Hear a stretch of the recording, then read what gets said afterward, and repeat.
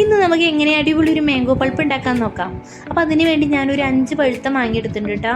അതിൻ്റെ ഫ്ലഷൊക്കെ എടുത്ത് മാറ്റിയതിന് ശേഷം അത് മിക്സിയുടെ ജാറിലിട്ട് വെള്ളം ചേർക്കാതെ ഇതേ രീതിയിലൊന്ന് അടിച്ചെടുക്കാം കേട്ടോ. ഇനി നമുക്കതൊരു പാനിലേക്ക് മാറ്റിയിട്ട് അതിലേക്ക് മെഷർമെൻറ്റ് കപ്പിൽ 1 കപ്പ് ഷുഗർ ആഡ് ചെയ്ത് കൊടുക്കാം.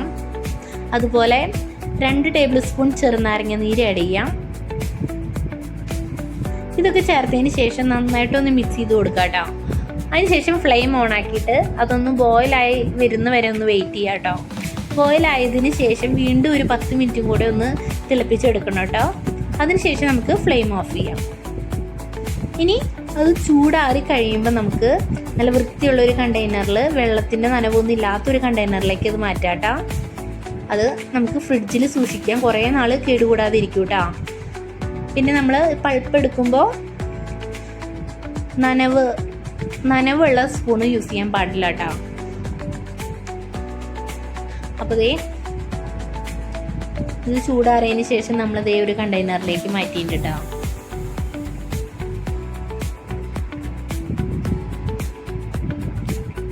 ഇനി നമുക്ക് ഈ പൾപ്പ് വെച്ചിട്ട്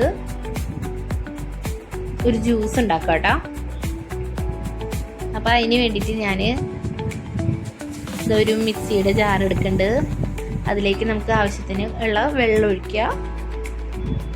പിന്നെ മാംഗോയുടെ പൾപ്പ് നമുക്ക് എത്ര ജ്യൂസ് ഉണ്ടാക്കണം അതിനനുസരിച്ച് ഇടാം കേട്ടോ. ഇപ്പം ഞാനൊരു 2 ടേബിൾ സ്പൂൺ മാംഗോയുടെ പൾപ്പ് ഇട്ടിട്ടാണ് ഞാൻ ഈ ജ്യൂസ് ഉണ്ടാക്കുന്നത്. ഇനി അതിലേക്ക് ഐസ് ക്യൂബും ചേർത്തിട്ട് ഒന്ന് മിക്സിയിൽ അടിച്ചെടുക്കാം. മധുരം കുറവാണെങ്കിൽ നിങ്ങൾക്ക് മധുരം ഈ സമയത്ത് ആഡ് ചെയ്ത് കൊടുക്കാം കേട്ടോ.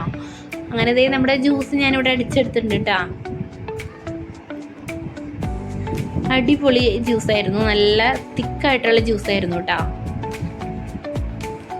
അപ്പോൾ ഇങ്ങനെ മാംഗോ പൾപ്പ് ഉണ്ടാക്കി വെച്ച് കഴിഞ്ഞാൽ അതുകൊണ്ട് മാംഗോ ജ്യൂസ് ഉണ്ടാക്കാം, മാംഗോ ഷേക്ക് ഉണ്ടാക്കാം. അങ്ങനെ മാംഗോ വെച്ചിട്ട് എന്തൊക്കെ ഐറ്റംസ് ആണോ ഉണ്ടാക്കാൻ പറ്റുന്നത് അതൊക്കെ ഈ മാംഗോ പൾപ്പ് വെച്ചിട്ട് നമുക്ക് ഉണ്ടാക്കിയെടുക്കാം കേട്ടോ. അപ്പോൾ മാംഗോ സീസൺ അല്ലെങ്കിലും നമുക്ക് അത് സുഖമായിട്ട് ഉണ്ടാക്കിയെടുക്കാം. അപ്പോൾ എല്ലാവരും ഈ മാംഗോ പൾപ്പ് ഒന്ന് ട്രൈ ചെയ്ത് നോക്കണേ.